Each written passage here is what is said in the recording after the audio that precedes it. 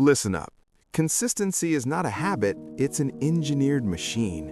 Motivation lies, willpower fades, and big goals die in the gap between intention and the next morning. This book gives 5 daily rituals, tiny, brutal, repeatable, that bypass excuses, rewire identity, and make progress inevitable. Do the rituals every day. Repeat. Do the rituals every day. By the end, you won't rely on inspiration, you'll be built for it.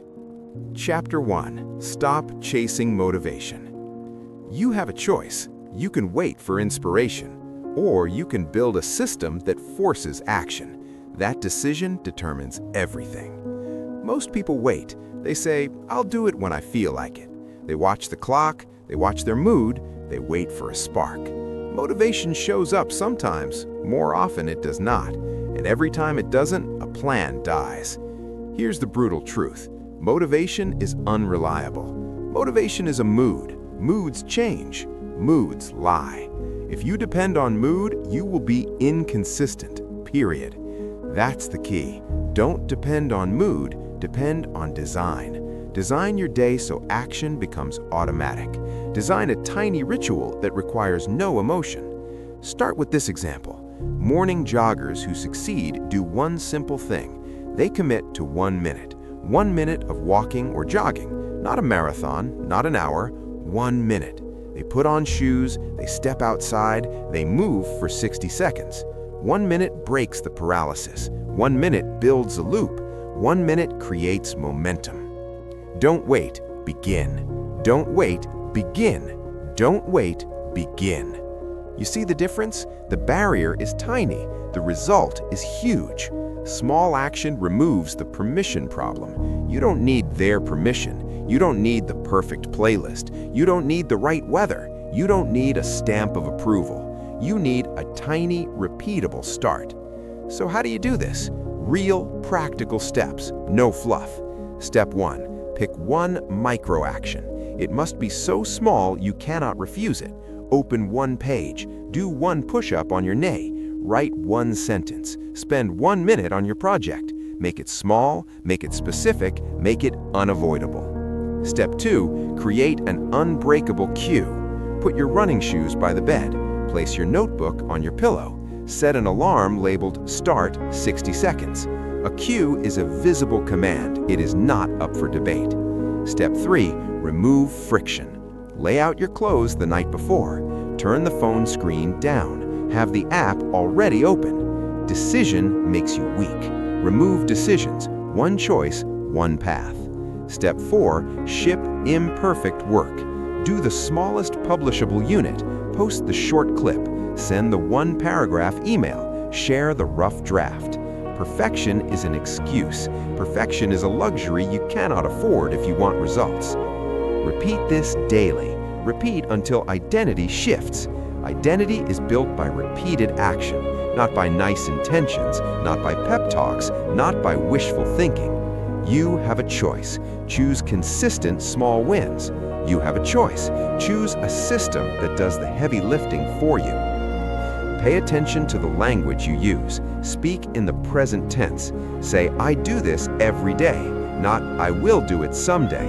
Say, "I am the kind of person who shows up," not "I want to be that person." That's the key. Language frames identity. Identity frames action. Now, some examples that cut through excuses. Example 1, the 1-minute runner. He was busy. He had a job. He had kids. He said he was too tired. He agreed to 1 minute. He did 1 minute for 30 days. The chain made him keep going. A month later, he was running 20 minutes 3 times a week. The ritual did the work. Motivation followed, not the other way around. Example 2, the writer who published 1 paragraph daily. 1 paragraph became 2 paragraphs. 2 paragraphs became a short article. A year later, a book deal arrived, not because of genius, because of daily shipping. You don't need their permission. You just need discipline. Not permission, discipline. Example 3, the entrepreneur who set a 10-minute timer for focused work. 10 minutes seemed trivial. 10 minutes became 30. 30 became the work block that launched a product. It started with a timer. It started with a rule. It started with a choice. Now the psychology. Why does small action work? Because the brain resists big leaps. It loves patterns. It loves predictability. Small wins lower the resistance. They build confidence. They create proof. Proof flips identity. Proof says, I am the kind of person who does this. Once identity flips, behavior follows. Habit sets in. You must also stop the self-sabotage talk, that voice that says, I'm not ready. That voice is the enemy. Replace it with a procedural voice. The procedural voice says, do step 1. You have a choice. Choose the procedural voice. Now the structure of your ritual. Keep it under 5 minutes, keep it consistent, keep it public if necessary, make it count.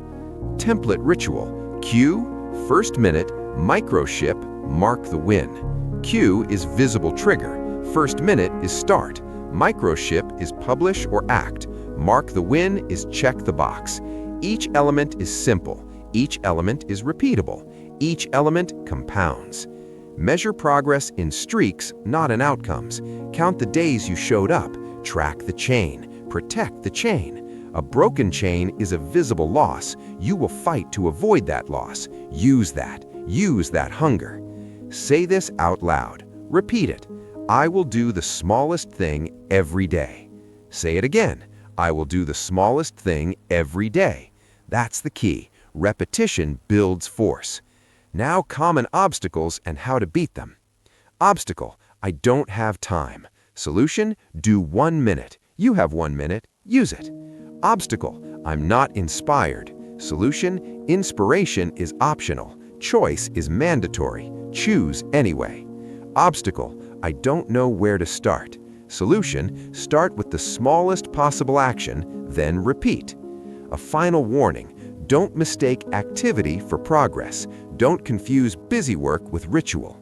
A ritual is chosen. A ritual builds towards a real outcome. Every action must point to the target. It's not about talent, it's about discipline. It's not about brilliance, it's about ritual. It's not about mood, it's about design. You have a choice. Choose discipline. Concluding thought, you stopped chasing motivation. You designed a system that forces a start. You learned to own the first minute. You learned to ship imperfect work. These are daily rituals. They are small, they are non-negotiable. You mastered the trigger. Now let's eliminate the noise that steals willpower. Chapter 2, Eliminate Decision Overload. Chapter 2, Eliminate Decision Overload. You have a choice. You can spend your energy deciding, or you can spend your energy executing. Most people burn themselves out before they even start. Every decision has a cost. What to wear, when to start, how long to work, which tool to use. Each choice drains mental fuel. By the time it's time to act, the tank is empty. That's the trap. Decision overload kills consistency. Not because you're lazy, not because you lack discipline, but because you're wasting energy on things that should already be decided. That's the key. Eliminate decisions. Consistency lives on autopilot, not on effort. Look at the pattern of high performers. They don't wake up and negotiate with themselves. They follow a script. John F. Kennedy wore the same style of suit every day, not for fashion, for focus. He removed one decision so he could preserve energy for leadership. That wasn't vanity, that was strategy. Athletes do the same thing. Same warm-up, same music, same order of movements. Before every game, before every performance. The body knows what to do because the decisions were made long ago. One choice, one action, one day. One choice, one action, one day. One choice, one action, one day. Now let's expose a dangerous lie. People think more options mean more freedom. They don't. They mean more paralysis. Too many options create anxiety.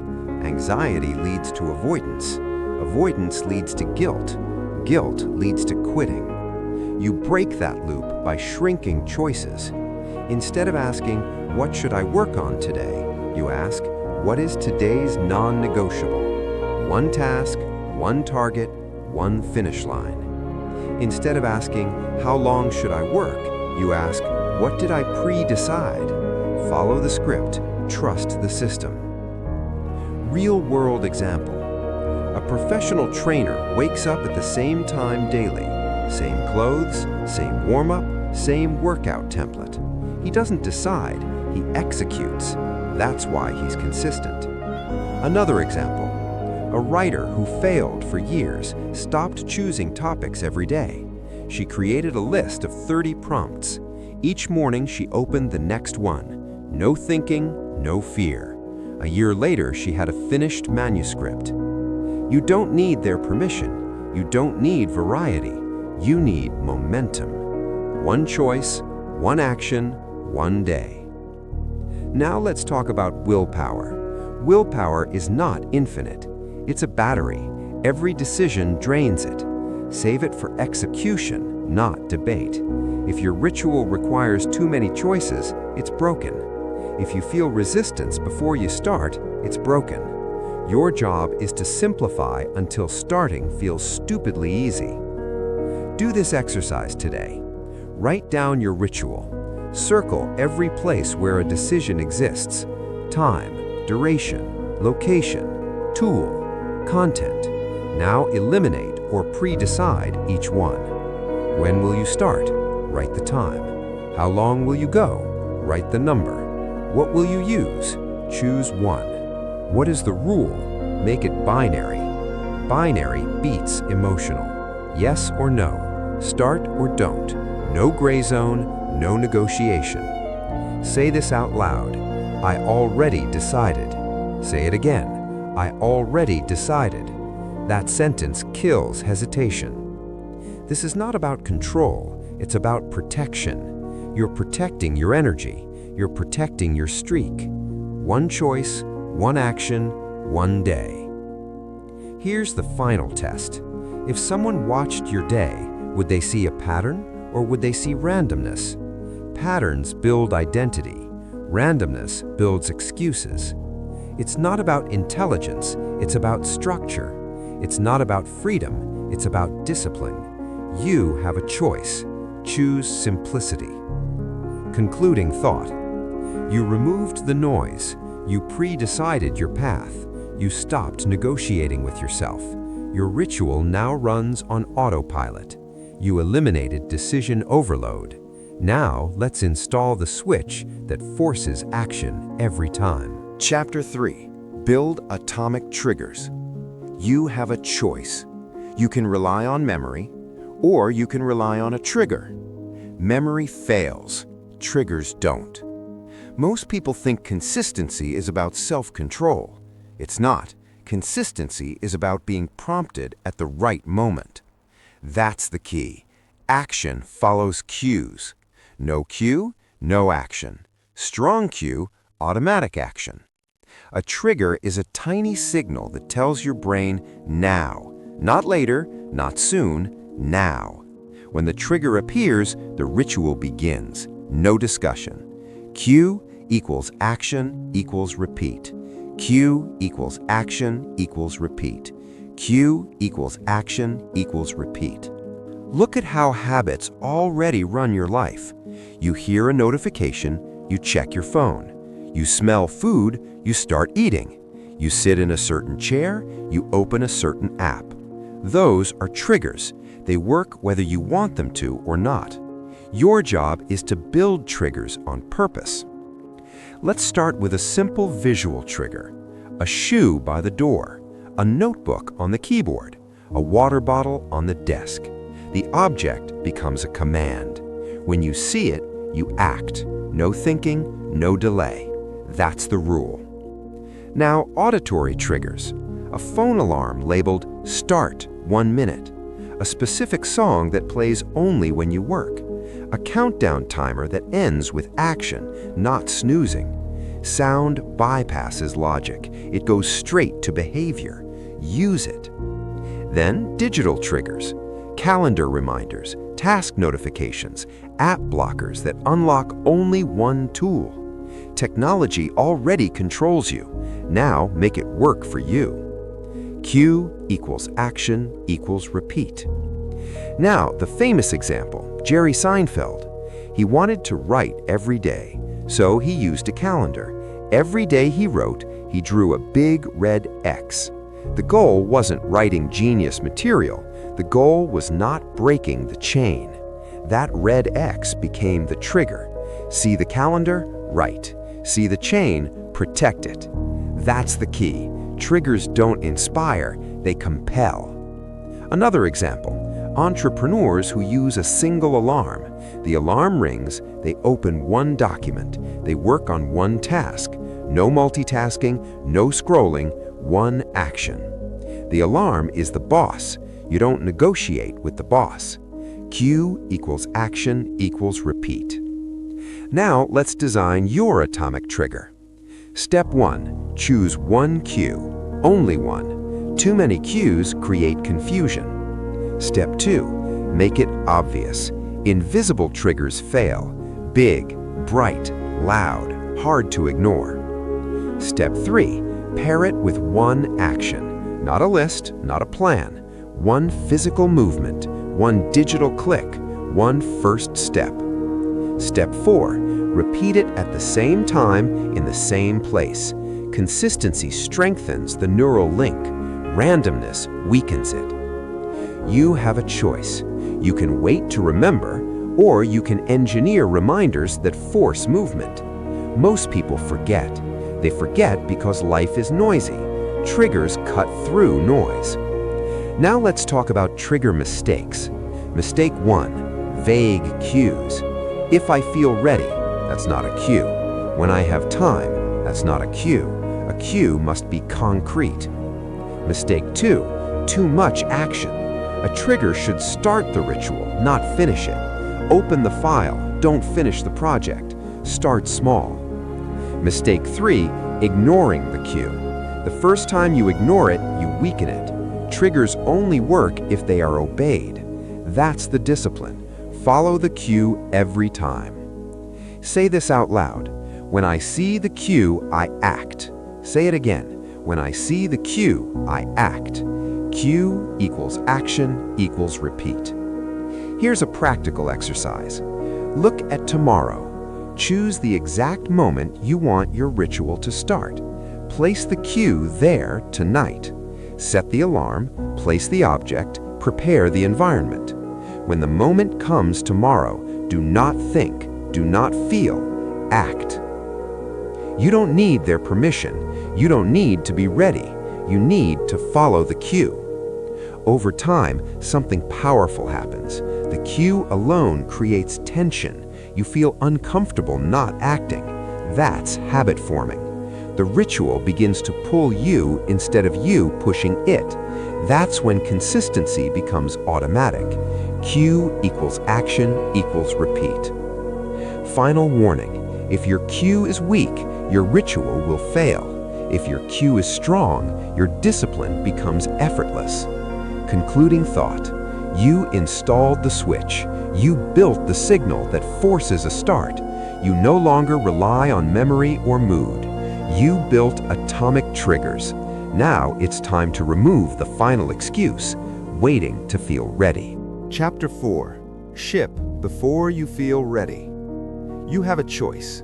You can wait until it's perfect, or you can ship while it's rough. Only one of those builds consistency. Perfection feels responsible. It sounds intelligent. It looks disciplined. But perfection is usually fear in a clean outfit. That's the key. Perfection doesn't protect quality. It protects comfort. And comfort kills momentum. Most people don't fail because they start.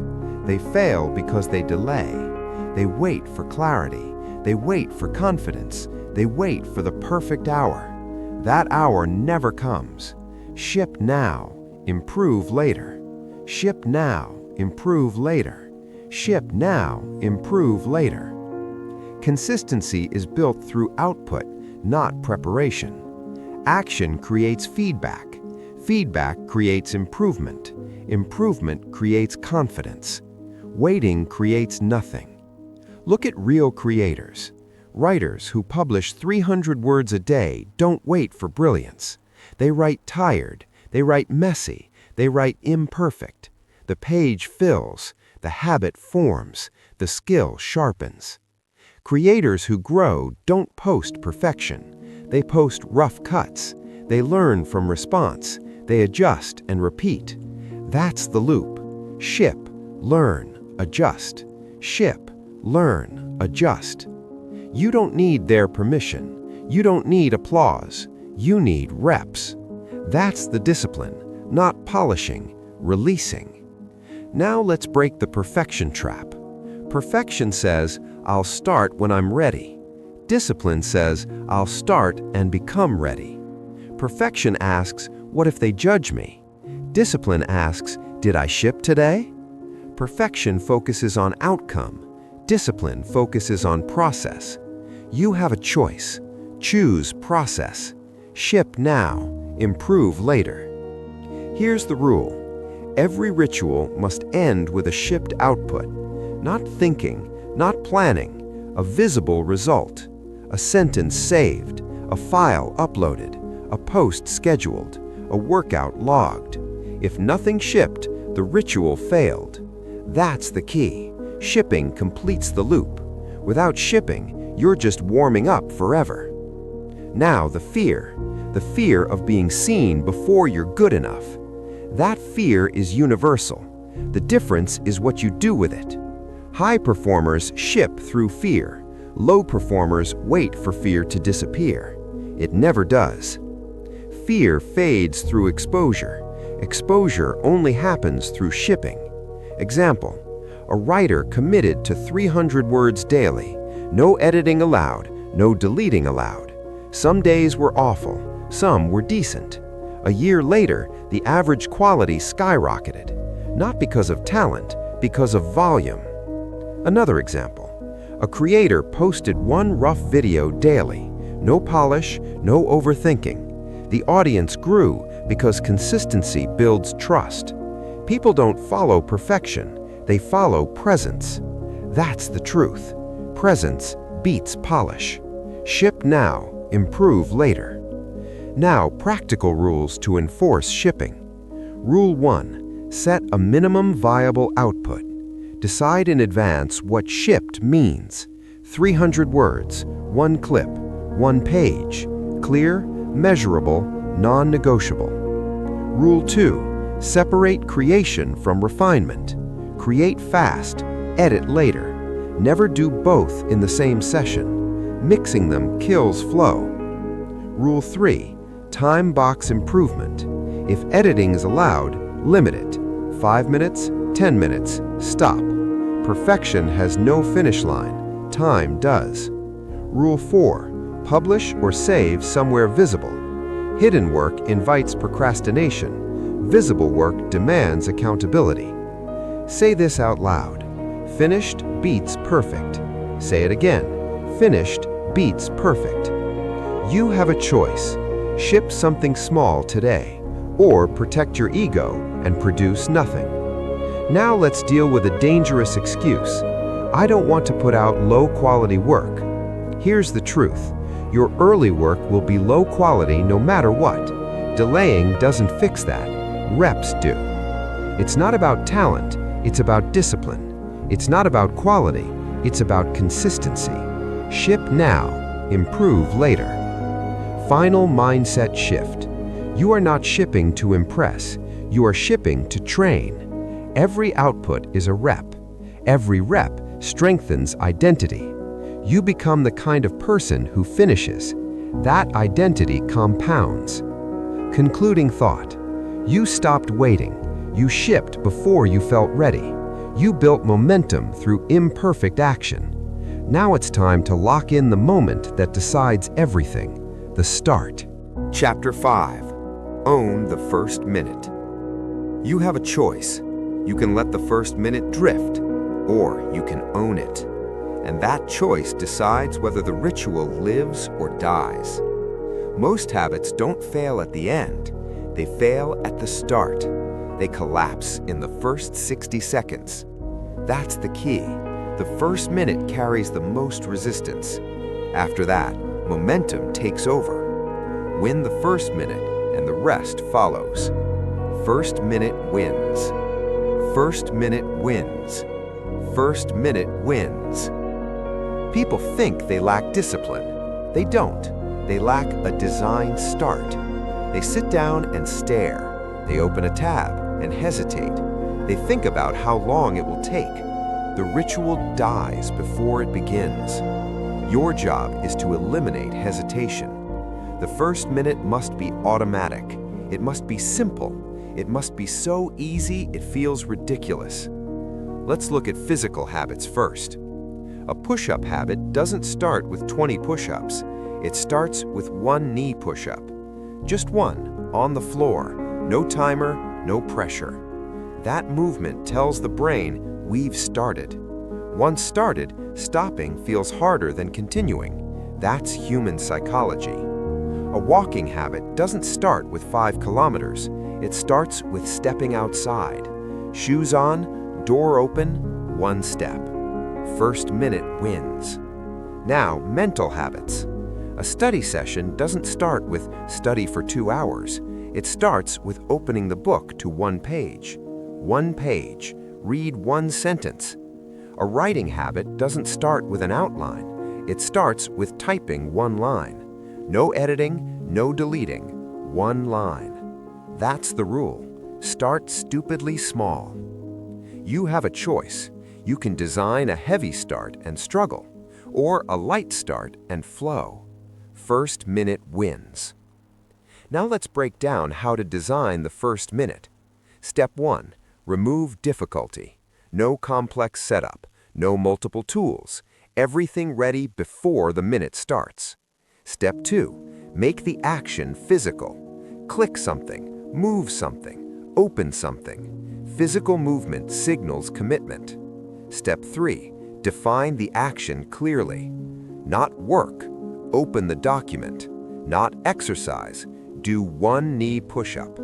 Step 4. End the minute with a win. A check mark, a crossed item, a small success. The brain wants closure.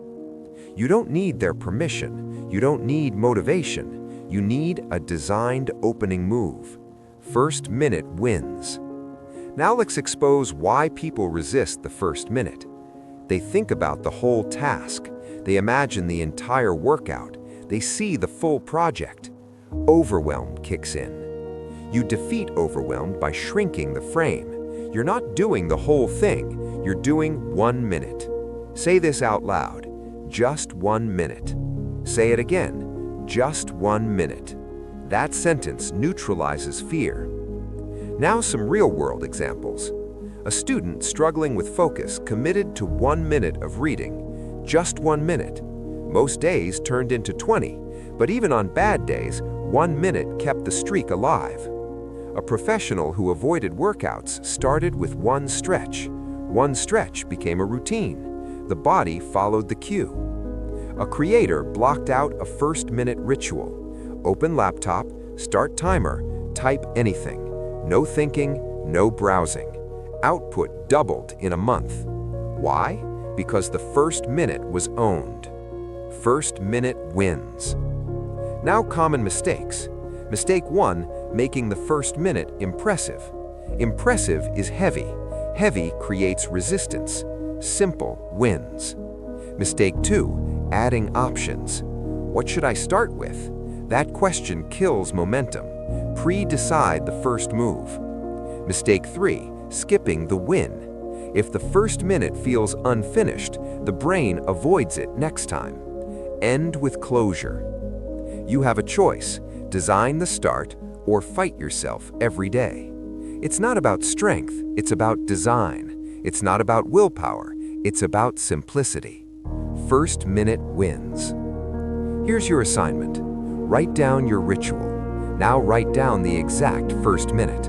What do you touch? What do you open? What do you move? If it takes more than 10 seconds to explain, it's too complex. Simplify it. Practice the first minute alone, without the rest of the ritual. train the start. Once the start is automatic, consistency becomes boring, and boring is good. Boring means reliable. Concluding thought. You learned to own the first minute. You eliminated hesitation at the start. Now it's time to shift from doing to being, because consistency lasts when it becomes identity. Chapter 6. Anchor identity, not outcomes. You have a choice. You can chase results, or you can become the person who produces them. Only one of those lasts. Most people focus on outcomes. Weight lost, money earned, followers gained. Outcomes feel motivating. They are also slow, distant, and unreliable. That's the trap.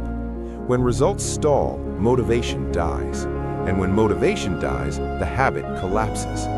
That's the key. Consistency doesn't come from chasing outcomes. It comes from anchoring identity.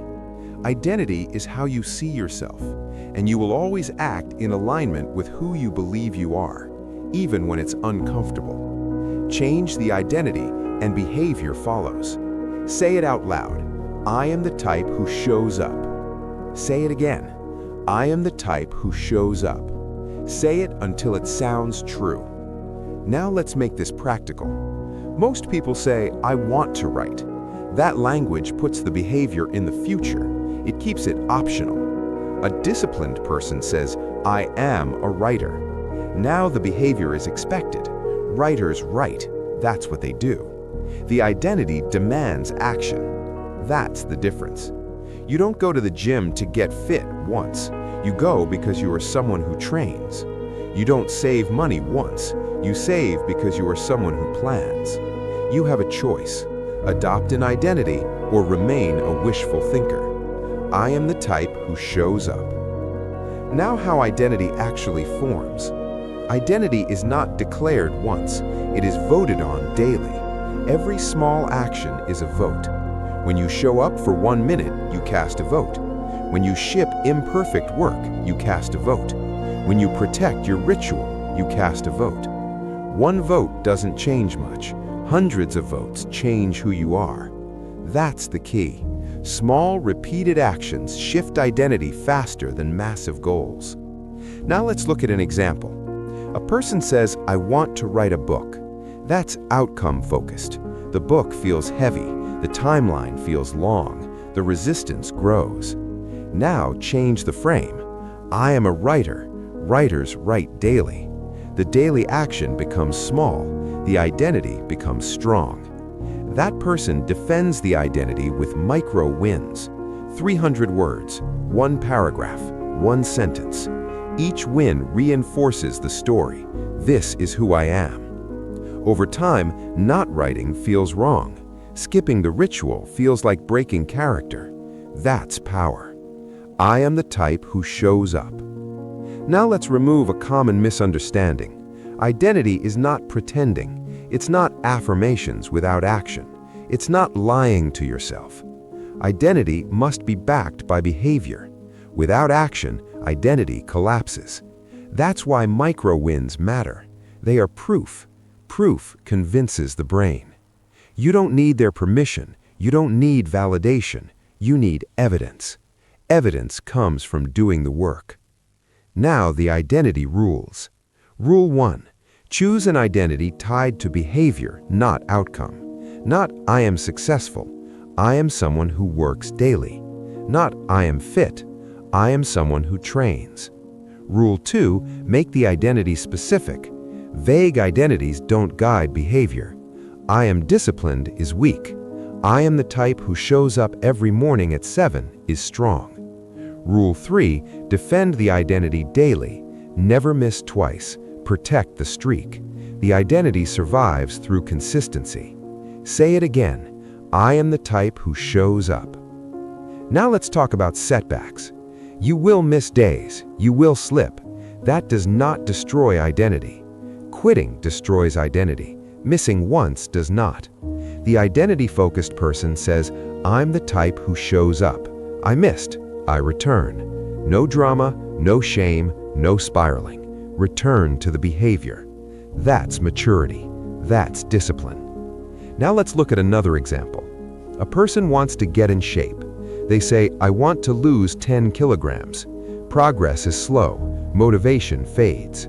Change the frame. I am the type who trains 5 days a week. Now success is measured daily. Every workout reinforces identity. Results follow naturally. That's the pattern. Identity first, outcomes later. It's not about willpower, it's about self-image. It's not about chasing, it's about becoming. I am the type who shows up. Here's your assignment. Write one sentence.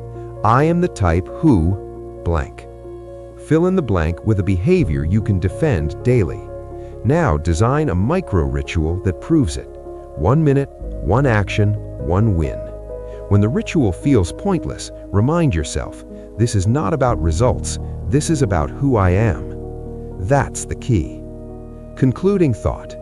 You stopped chasing outcomes. You anchored identity in daily action. Now it's time to track progress the right way, not for shame, but for momentum. Chapter 7. Measure for momentum, not for shame. You have a choice. You can use data to punish yourself, or you can use data to pull yourself forward. Most people choose punishment without realizing it. They measure outcomes too early. Weight on the scale, money in the account, views on a post. When those numbers don't move, motivation collapses. That's the trap. Wrong metrics create shame. Shame kills consistency. That's the key. Data should create momentum, not judgment. Count the days, not the distance. Count the days, not the distance. Count the days, not the distance. Consistency is built through frequency. How often you show up matters more than how far you've gone. Distance is delayed. Days are immediate. You need a scoreboard that rewards effort, not outcomes. Look at the simplest systems that work. Habit trackers, checklists, a red X on a calendar. They don't measure brilliance, they measure presence. Jerry Seinfeld didn't track jokes written, he tracked days he wrote. The chain mattered more than the content. That chain convinces the brain. It says, I don't break this, and the brain obeys. Count the days. Now, let's talk about how measurement usually goes wrong. People ask, why am I not seeing results yet? They stare at the scale. They refresh analytics. They compare themselves to others. Comparison creates pressure. Pressure creates avoidance. Avoidance breaks the ritual. You have a choice. Stop measuring what you can't control daily. Start measuring what you can. You can control showing up. You can't control outcomes on demand.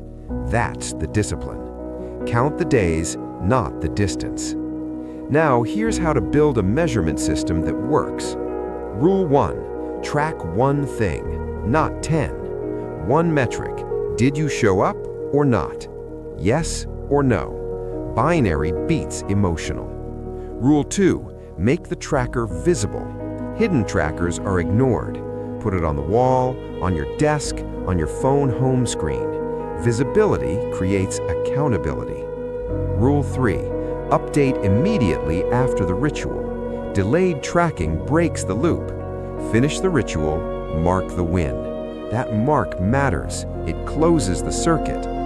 Rule 4. Protect the chain. The longer the chain, the stronger the pull. Breaking it hurts, and that pain keeps you consistent. Count the days. Now, a real example. A person trying to exercise tracked weight daily. Progress was slow, frustration grew. They quit. They switched to tracking workouts completed. 5 check marks per week. Momentum returned. Weight followed months later. Another example. A creator obsessed over views. Some days high, some days low. Emotional swings killed consistency. They switched to tracking uploads. 1 post per day. Audience trust grew, growth followed. Same effort, different measurement, different outcome. That's the key. You don't need their permission. You don't need external validation. You need internal proof. Proof comes from streaks, Now, let's talk about missing days.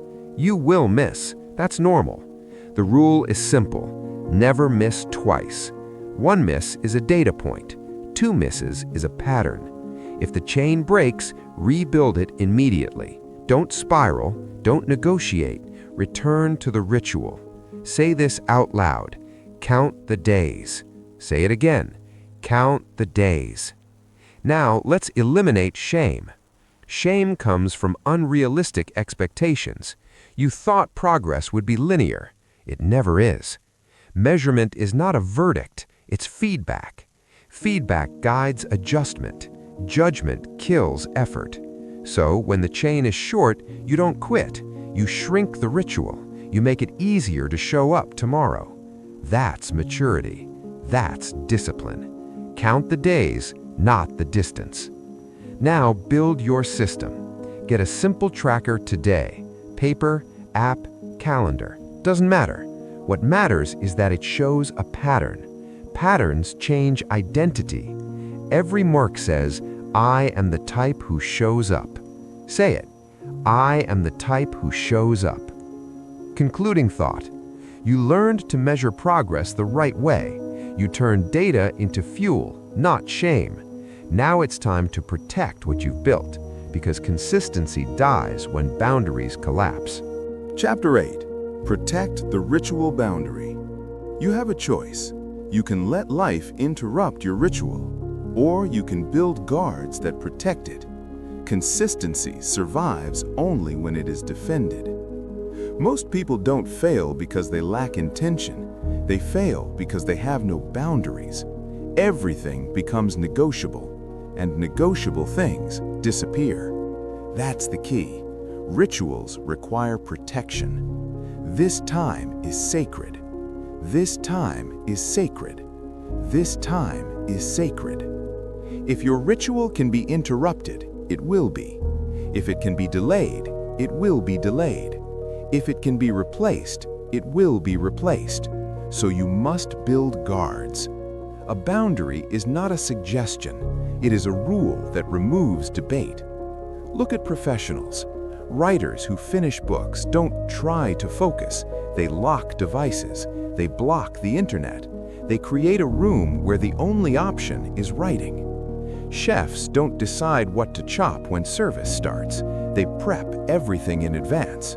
Mise en place removes friction. When it's time to cook, there is no chaos. That's discipline by design. This time is sacred. Now let's define the 3 types of ritual guards. First, time guards. Your ritual must live in a protected time block. Same time, same length, same priority. That time is not borrowed. It's not flexible. It's not if nothing else comes up. You schedule around it, not the other way around. When the time arrives, you start, even if it's inconvenient, especially if it's inconvenient. This time is sacred. Second, environment guards. Your environment either supports your ritual or sabotages it. There is no neutral. Phones on desks kill focus. Open tabs invite escape. Noise invites distraction. So you remove access. Lock the phone away. Close unnecessary apps. Use one workspace for one purpose. When you enter that space, the ritual begins. The environment becomes the cue. That's the key. Third, rule guards. Rules eliminate negotiation. A rule might be no messages during the ritual, no editing during creation, no skipping the start. Rules are not restrictive, they are freeing. They protect your energy from being drained by decisions. This time is sacred. Now let's address the uncomfortable truth. People will interrupt you. Opportunities will appear. Emergencies will arise. You must decide in advance what breaks the boundary. Very few things qualify. Everything else waits. You don't need their permission. You don't need to explain yourself. A boundary is not an argument. Say this out loud. This time is sacred. Say it again. This time is sacred. Now, a real example. A writer who never finished projects created a 45-minute lock, phone in another room, internet off, every morning, same time. At first, it felt extreme. Then it felt normal. A year later, the book was done. Another example. A business owner protected a daily 30-minute strategy ritual. No calls, no emails, no meetings. That half hour shaped decisions for the entire day. Boundaries compound. Now let's talk about guilt. You may feel selfish protecting your ritual. That feeling is a lie. If you don't protect your discipline, you protect nothing. If you don't build yourself, you have nothing to give. This is not avoidance, this is investment. This time is sacred. Now, common mistakes. Mistake 1, soft boundaries. If possible, unless something comes up. That's not a boundary, that's a wish. Mistake 2, too many rules. Keep it simple. 3 non-negotiables max. Mistake 3, apologizing for discipline. You don't apologize for growth, you execute quietly. You have a choice. Protect the ritual or rebuild it every week. It's not about control, it's about respect. Respect for your future self. This time is sacred. Here's your assignment. Write down your ritual time, circle it, label it non-negotiable. Write 3 rules that protect it, no more. Follow them for 7 days. Notice how resistance drops. Notice how consistency rises. Concluding thought, you protected the ritual boundary. You built guards that keep consistency alive. Now it's time to face failure the right way, not as an ending, but as information. Chapter 9. Fail fast, adjust faster. You have a choice. You can treat failure as a verdict, or you can treat it as feedback. Only one of those builds consistency. Most people don't quit because they fail once. They quit because they dramatize the failure. They miss a day and turn it into a story about who they are. That's the trap. Failure becomes identity, and identity shuts the ritual down. That's the key. Failure is data, not defeat. Fail, learn, redo. Fail, learn, redo. Fail, learn, redo. High performers fail constantly. They just fail small, and they fail fast. They don't pause for weeks to recover. They don't spiral into self-judgment. They adjust and restart. Look at startups.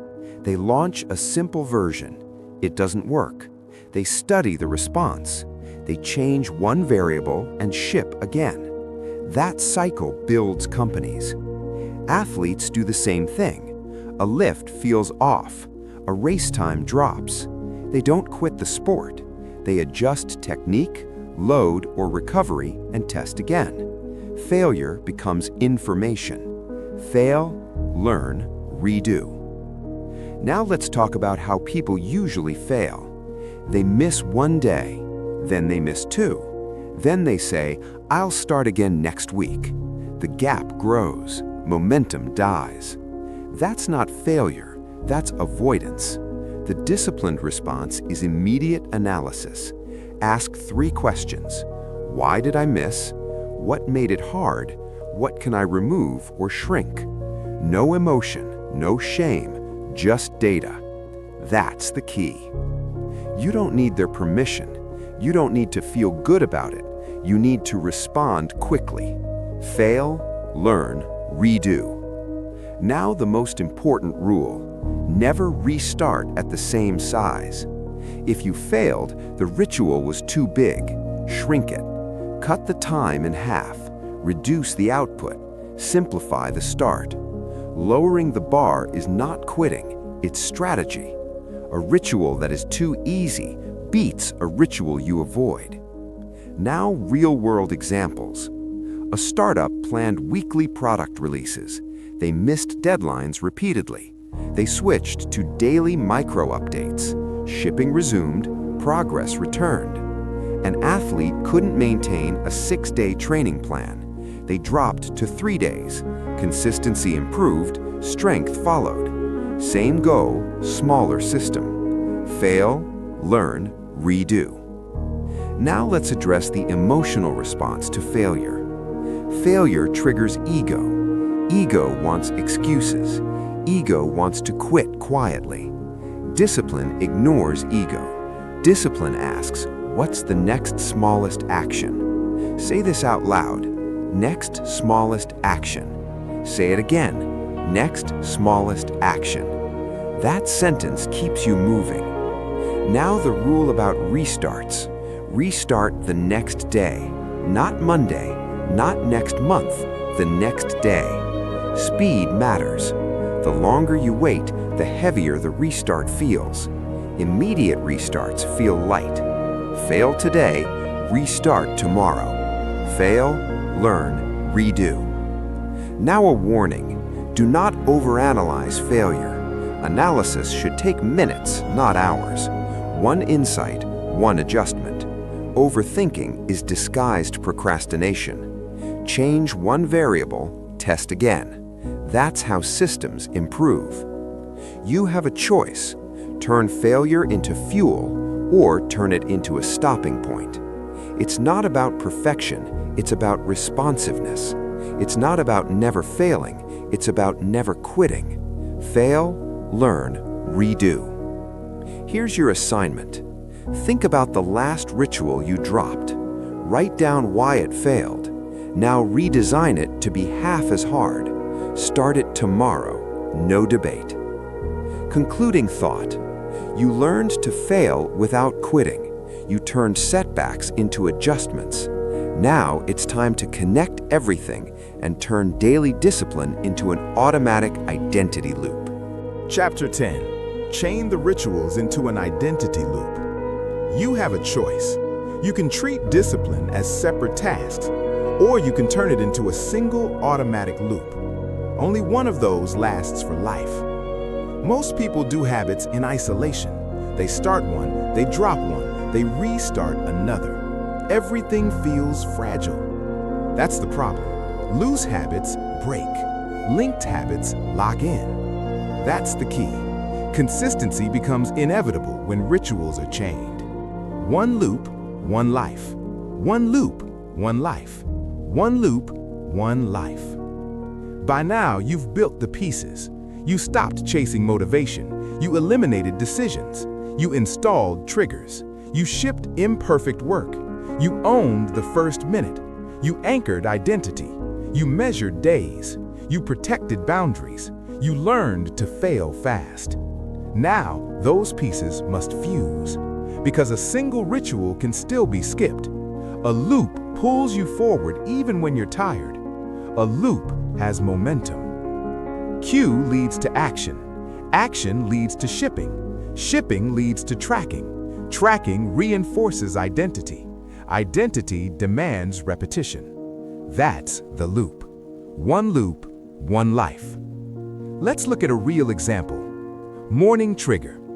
The alarm rings, same time, every day. No thinking, no snooze. First minute. Feet hit the floor. One stretch, one breath, one movement. Microship. One page read, one paragraph written, one rep logged. Tracker mark. Red X on the calendar. Check mark on the list. Proof recorded. Guarded cool down. Phone stays locked. Environment resets. The ritual ends clean. Then the day begins. That's not discipline, that's automation. The brain learns the sequence. Breaking the loop feels wrong. Completing it feels normal. That's power. One loop, one life. Now here's the mistake people make. They try to add everything at once. Morning routine, night routine, work routine, fitness routine. Too many loops collapse. Start with one loop that anchors your day. That's the rule. Now let's build yours. Step 1, choose your anchor time. Morning works best, before the world interrupts, before decisions pile up. This anchor becomes non-negotiable. Step 2. Assign each ritual a position. Trigger, first minute, microship, measure, protect. They must always happen in the same order. Order creates flow. Step 3. Shrink everything. If the loop feels heavy, it will break. Each piece must feel light. 5 minutes total is enough to start. Consistency beats intensity. You have a choice. Build a loop you can keep, or build a fantasy you abandon. One loop, one life. Now, let's talk about identity at the loop level. You are no longer trying to be consistent. You are someone who runs the loop. That's your identity.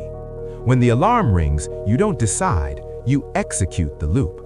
When you feel off, you don't quit. You run the loop smaller. When you fail, you don't judge. You restart the loop. That identity is unshakable. Say it out loud. I run the loop. Say it again.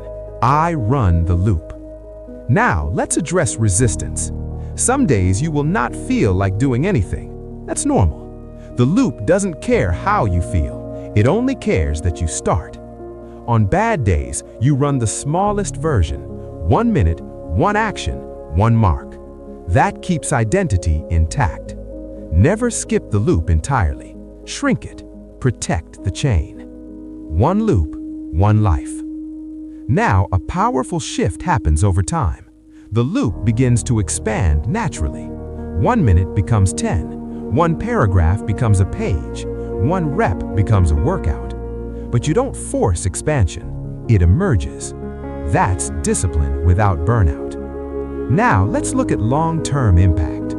A person with 1 solid daily loop compounds faster than someone with bursts of intensity. A year of loops beats a month of motivation. Results stack quietly. Identity solidifies permanently. This is how people change their lives without drama. You don't need their permission. You don't need motivation. You need a loop. 1 loop, 1 life. Now, the final rule. Protect the loop above all else. Not the outcome, not the mood, not the applause.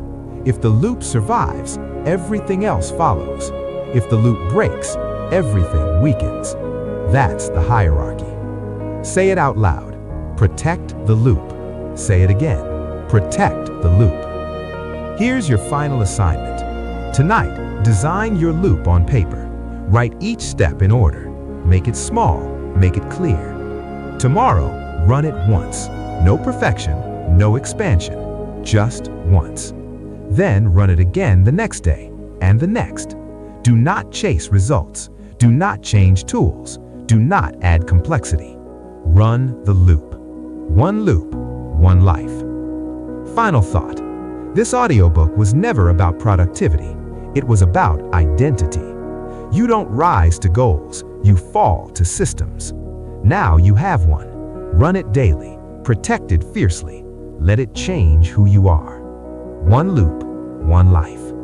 You were given a machine. 5 rituals small enough to do even when the brain is tired. Tough enough to outlast willpower. Stop romanticizing motivation. Stop polishing plans that never start. Design tiny triggers. Cut decisions. Own the first minute. Ship imperfect work. And protect the ritual like a religion. Count the days, not the distance. Fail fast. Adjust faster. Repeat every day until your identity changes and the work becomes who you are. Now the challenge. Pick 1 ritual from this book and do it today, right now, for 1 minute. Start that timer. Start that chain. If you commit for 5 straight days, come back and witness how your brain rewires. Do it. Do it. Do it. If this landed, like the video and subscribe to Mindshift Audiobooks for the next deep ritual. Subscribe now and keep the chain unbroken.